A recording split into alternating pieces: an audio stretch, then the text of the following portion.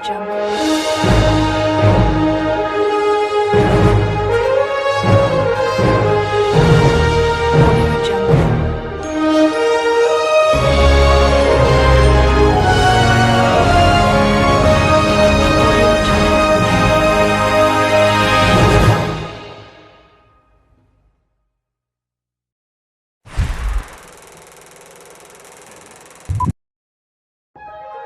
Audio Jungle. Audio Jungle.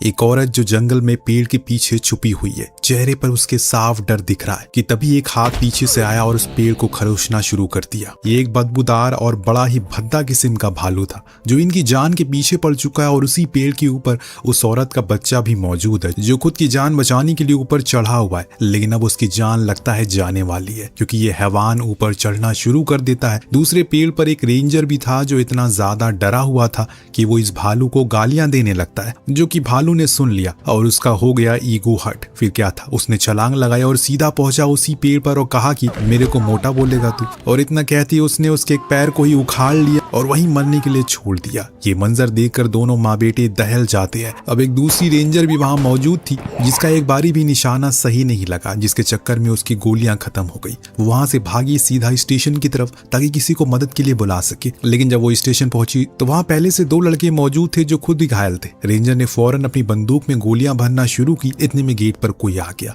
ये वही तो नहीं है, सब खबरदार हो गए। डर सबको लगता है, गला सबका सूखता है। ये वही वाली हाल हो गई है। इन लड़कों में से एक ने गेट को खोला, सामने बैठा था वही भालू, जिसे देखकर रेंजर ने गोली चलाई, पर इस बारी भी उसका निशाना चूक गया और लगा उस बेचारे लड़के की खोपड़ी पर, जिससे उसका आधा सिर खुल गया। उसकी निशानीबाजी का इतना खौफ था कि वो दोनों लड़के अब उसे डरने लगे थे, लेकिन अभी तो खेल शुरू हुआ है। अगले ही पल छत से कुछ आवाज आने लगी। वो ऊपर चढ़ चुका था। रेंजर फिर से सतर्क हो गई। एक लड़का तो गेट के पास जा खड़ा हो गया इस उम्मीद में कि जैसे वो आएगा तो वो भाग जाएगा, पर वो तो पीछे से आया और उसका सिर उखाड़ कर ले गया। ऐसी दहशत है इस भालू की। एक प्लेन जिसके अंदर भरा हुआ है 34 किलो कोकेन, जिसको एक आदमी गैर कानूनी तरीके से दूसरे देश लेकर जा रहा है, पर बीच में ही उसे पता चलता है उसके प्लेन में कुछ गड़बड़ी आ चुकी है। इसीलिए वो उन सारे कोकेन से भरे बैग को नीचे फेंकने लगता है। एक एक करके उसने सभी बैग को नीचे फेंक दिया, लेकिन अब उसने खुद भी नीचे जाना है ताकि वहां से वो उन सारे बैग को कलेक्ट कर सके और उसे उसकी मंजिल तक पहुंचा सके, वरना उसका बॉस उसे जिंदा नहीं छोड़ेगा। अब जब सारे बैग नीचे पहुंच गए तो उसने अपना पैराशूट लिया, खुद भी कूदने के लिए चल पड़ा, लेकिन अहम मौके पर उसका सर उसके प्लेन की छत से जा टकराया।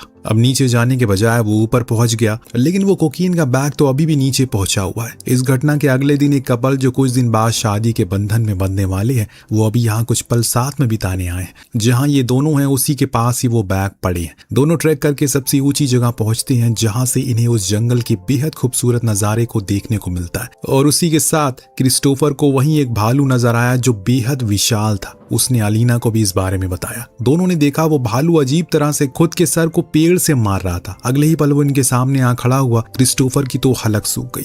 उसने वहीं चुपचाप खड़े रहने को बोला, लेकिन अलीना की तो हक्की पक्की गुम हो चुकी है। उसे तो सिर्फ अभी भागना था, इसीलिए उसने सब कुछ छोड़ दिया, यहाँ तक कि अपने होने वाले पति को भी छोड़कर भाग गई कि वो भाड़ में जाए। जान रहेगी तो दूसरा पति जरूर मिल जाएगा, ऐसा उसका मानना है, हमारा नहीं। तो अब बेचारा क्रिस्टोफर उसके पीछे भागता है। उसकी फूटी किस्मत, उसके पैर एक पत्थर से जा टकराया। वो जा गिरा मुंह के बल और उसके पीछे वो भालू खड़ा था, उसे घूर रहा था। क्रिस्टोफर सिर्फ ईश्वर का नाम जपना शुरू करता है, पर उस बियर को पता नहीं क्या समझ में आया कि वो उसके पास आने की बजाय अलीना के पास चला गया और एक ही झटके में उसका हाथ उखाड़ कर क्रिस्टोफर के सामने फेंक दिया। इस बारी तेरी होने वाली बीवी का हाथ तेरे हाथ में दे दिया है, कर ले शादी। इधर दूसरी तरफ पुलिस ने अमेरिका के सबसे बड़े ड्रग डीलर को पकड़ लिया था, ऐसा उसका मानना है। लेकिन सिडनी नाम का एक आदमी वो सबसे बड़ा माफिया है जिसके लिए वो काम करता है, जो अभी भी मारा गया है। हर जगह हड़कंप मची हुई है। हर हर किसी को लग रहा है कि सरकार ने सिडनी को पकड़ लिया, लेकिन ऐसा हुआ नहीं है, बल्कि वो एक कैफे में बैठ अपनी मौत की न्यूज सुन रहा है। उसे पता चल चुका है कि उसके सप्लाईज अभी तक डीलर के पास नहीं पहुंचे और पायलट से भी कोई संपर्क नहीं है, जिसके चलते वो थोड़ा परेशान है। इसीलिए उसने अपने आदमी सिड को कहा कि वो एंडी, जो कि उनका खुद का बेटा है, उसे लेकर जंगल में जाए और जंगल की तलाशी ले जहां वो प्लेन गिरा है, क्योंकि वो पाउडर करोड़ों का है। इधर हम सारा को देखते हैं जो एक सिंगल मदर है और अपने बॉयफ्रेंड के साथ डेट पर जाने की तैयारी कर रही है, पर उसकी बेटी को ये चीजें पसंद नहीं थी, पर उसकी माँ उससे भी साथ चलने को बोलती है, लेकिन उसने इनकार कर दिया। अब सिड अपने बॉस के कहने पर एंडी के पास पहुंचा, जो क्लब में बैठा रो रहा था, क्योंकि कुछ दिन पहले उसकी बीवी की मौत हो गई है, जिसके गम में वो यहाँ पर आंसू बहा रहा है। अपनी बीवी की याद में उसने टैटू भी बनवाया है और उस टैटू आर्टिस्ट ने जोना की जगह जॉन लिख दिया है, जिस चीज का बोझ उसके सीने पर हमेशा रहेगा। बीवी की मौत से ज्यादा गम तो उसे टैटू का है। सिड ने बताया कि उन्हें जंगल में जाना होगा, वहां जो माल गिरा है उसे कीमत करोड़ों में, और वो उसी का तो पैसा है। अब इन लोगों से कुछ दूरी पर बैठा एक आदमी इनकी बातें सुन लेता है। उसे शक हो जाता है कि ये दोनों सिडनी के आदमी है। वहां सारा के जाने के बाद डीडी स्कूल जाने के बजाय अपने दोस्त के साथ जंगल में चली गई, क्योंकि वहां उसे एक जगह को एक्सप्लोर करना था। यहाँ आप धीरे धीरे करके आप समझ गए होंगे कि एक एक करके सारे कैरेक्टर जंगल की तरफ क्यों बढ़ रहे हैं। ऐसा इसलिए क्योंकि अब कहानी जंगल पर शिफ्ट होने वाली है, जहाँ आतंक मचने वाला है। यहाँ बॉब के पास उस बुड्ढे का कॉल आ जाता है, जिसका कहना था कि उसे अभी भी दो लोग को बार में पाउडर के बारे में बात करते सुना है। उसे पूरा यकीन है कि ये लोग सिडनी के आदमी होंगे। बॉब जो अपने पूरे करियर में सिर्फ एक ही चीज करना चाहता है, वो है किसी भी तरह करके उस माफिया को पकड़ना, और इसीलिए वो अपना कुत्ता खुद की असिस्टेंट को थमाकर वहां से निकल गया। अब जब सारा डेट से वापस आई तो उसे पता चला कि उसकी बेटी स्कूल गई ही नहीं थी। अब तो वो घर पर भी नहीं आई। ये न्यूज जानने के बाद उसने जल्दी से डीडी का स्कूल का बैग चेक किया।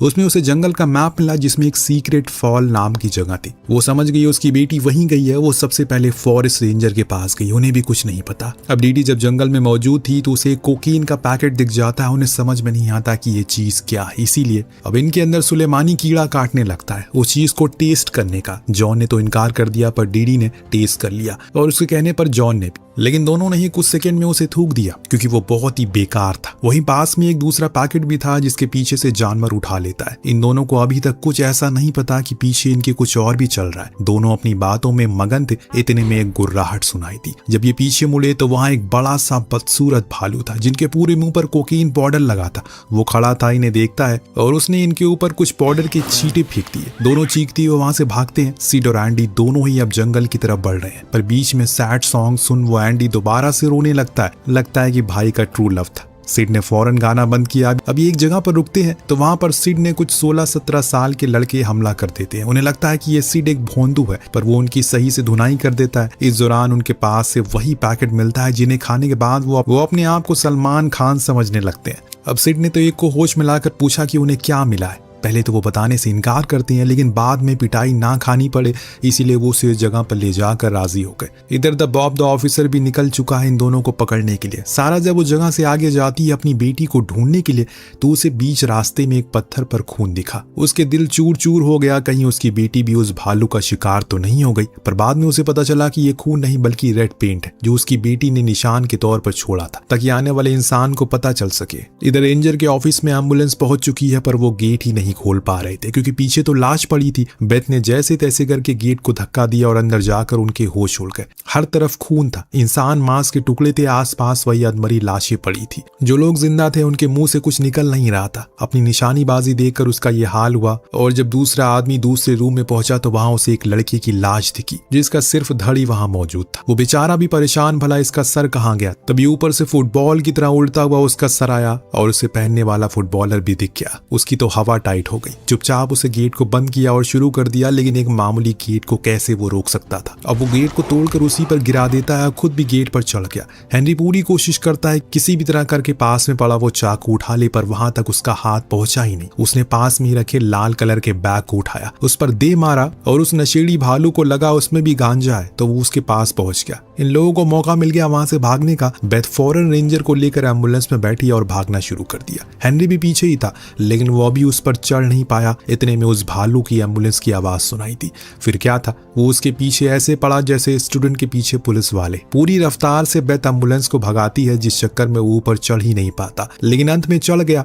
यहाँ एक बारी फिर से रेंजर की निशानीबाजी शुरू हुई। भालू इनके पीछे था, वो गोली पेड़ पर मार रही थी, जो देख हेनरी भी अपना सर पकड़ लेता है। क्या औरत है भाई ये, किसने इसको रेंजर बनाया है। वो भालू तो नशे में फरारी की तरह भाग रहा था। उसने इतनी लंबी छलांग मारी, सीधा एम्बुलेंस के अंदर आ पहुंचा। अंदर आते ही रेंजर स्ट्रेचर सहित एम्बुलेंस के बाहर आ गिरी। बस कई किलोमीटर तक घिसटती चली गई। एम्बुलेंस में अब 3 लोग थे, बेथ, हेनरी और वो नशेड़ी भालू। जो हेनरी को रेंजर हाथों से पकड़ लेता है। हेनरी बार बार बेथ से स्पीड तेज करने को बोलता है, जिससे वो कई बार बच भी गया, लेकिन वही स्पीड इन दोनों की जान ले लेती है, क्योंकि पीछे देखने के चक्कर में बेथ एम्बुलेंस को पेड़ से ठोक डालती है, जिससे वो सीधा बाहर गिरी। हेनरी गया भालू के मुंह में और वो निशानेबाजी तो वहीं पड़ी रही स्ट्रेचर के साथ। दूसरे सीन में सिड, एंडी, वो लड़का तीनों ही जंगल में भटक रहे थे। अभी तक उस लड़के को वो जगह नहीं मिली जिसकी तलाश में वो यहाँ इनके लेकर आया था। इस दौरान बॉब भी वहां पहुंच चुका है जंगल में, जिसे एक हट के ऊपर वो काले रंग का बैग नजर आया, तो वो उसके ऊपर चढ़ गया। तुरंत ही वहां जोनाथन ने अपनी पुरानी आशिकी की कहानी सुना दी, और ये सुनने के बाद 2 आशिक हो गए और साथ में मर मिटने की बात करने लगे। इतने में ऊपर से बॉब भी इन्हें धप्पा कर देता है। उसने इन तीनों को सीधा खड़ा रहने को कहा, पर सिड के पास बंदूक थी, तो वो उनके ऊपर ताने की कोशिश करता और इसी में उसकी 2 उंगली कट गई। अब बॉब की गोली से माहौल इससे ज्यादा गंभीर हो गया। इतने में वहां पर वो भालू आ गया, जिसे देखकर इनकी हक्की बक्की उड़ गई। पहले सिड के पास आया, उसे कुछ नहीं कहा, फिर बाहर चला गया। जोनाथन और सिड तो वहीं लेट गए खुद की जान बचाने के लिए। तो उस भालू को लगा कि सिड उसकी मरी हुई बीवी है। वो उसके ऊपर लेट गया और सो गया। साइड में लेटा जोनाथन भी हैरान था, भला ये क्या चीज है। सब सोच में पड़ गए। सिड आकर चेक करता है तो उसकी सांसें चल रही थी। उसी समय उसे जेब से वो पैकेट गिर गया, जिसकी स्मेल भालू की नाक तक पहुंच गई। वो दोबारा जाग गया। शुक्र है कि वो एंडी के ऊपर से हटा। तो वो उस पैकेट को निगल गया और फिर बेवड़ों की तरह नाचना शुरू करता है। साथ में एंडी को भी नचवाने लगता है। उसकी तो जान हलक में थी, कहीं वो उसके सर को ही ना अलग कर दे, लेकिन वो तो उसके साथ नाचे ही जा रहा था। तब तक बॉब एक पैकेट को दूसरी दिशा में फेंकता है, जिससे वो सोच चला गया और उसकी जान बच गई। अब वो इनसे कहता है कि यहाँ से चलो, पर सिड बिना कोकेन लिए नहीं जाएगा, और इसीलिए उसने बॉब पर बंदूक तान दी। वो भी वहां कहाँ कम थी, उसने भी बंदूक तान दी, लेकिन तभी एक गोली चली पीछे से, जो सीधा जा लगी बॉब को और वो गिर पड़ा।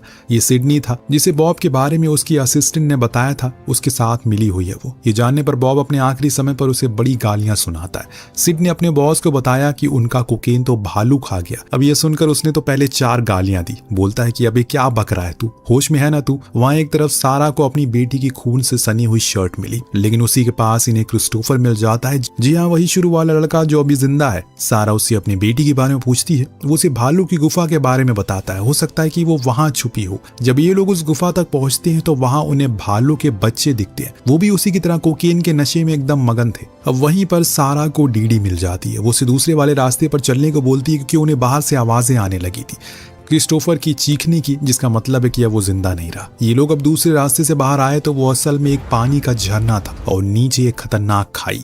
उस पतले से रास्ते से ये सभी धीरे धीरे करके आगे बढ़ते हैं। दरअसल ये वो सीक्रेट फॉल था जिसके बारे में डीडी बात कर रही थी, पर उसे ये नहीं पता था कि यहाँ कुछ ऐसा भी होगा। खैर, अब ये सभी हौले हौले आगे बढ़ते हैं। इतने में वहां पर सिडनी और बाकी के लोग आ गए, जिनके पास बंदूक थी। वो इन लोगों को देखकर हैरान थे कि ये यहाँ क्या कर रहे हैं। सिडनी को लगा कि वो उनका कोकेन चुराने आए हैं, पर सारा बोलती है कि वो नर्स है, भला वो ड्रग लेकर क्या करेगी। उसी जगह पर ऊपर एक पेड़ की टहनी पर एक बड़ा बैग लटका था, जिसको वो उठा लेता है। पर तभी वहां भालू के छोटे छोटे बच्चे आ गए, जो सिडनी के पैर को पकड़ लेते हैं। वो सिड को कहता है कि इन्हें शूट कर दो, पर वो ऐसा नहीं कर पाता क्योंकि वो बहुत ही छोटे थे। भला वो इन्हें कैसे मारेंगे। लेकिन सिडनी के लिए सिर्फ वो कोकेन जरूरी था, कुछ भी नहीं। उनमें से वो एक को नीचे धक्का देता है। इतने में ऊपर से आ गई मौत की आवाज। उसकी माँ, उसके बच्चे को इन्होंने नीचे फेंक दिया। एक तो माँ की ममता, ऊपर से गांजे का नशा, डबल खतरनाक। अब सिडनी के तो पैर कांपने लग, किसी की भी हालत खराब हो सकती है। अब सारा और उसके साथ वाले तो झरने के नीचे कूद जाते हैं, पर सिडनी को अभी वो बैग चाहिए था, जिसे लेने के लिए वो भालू पर कई बार शूट करता है।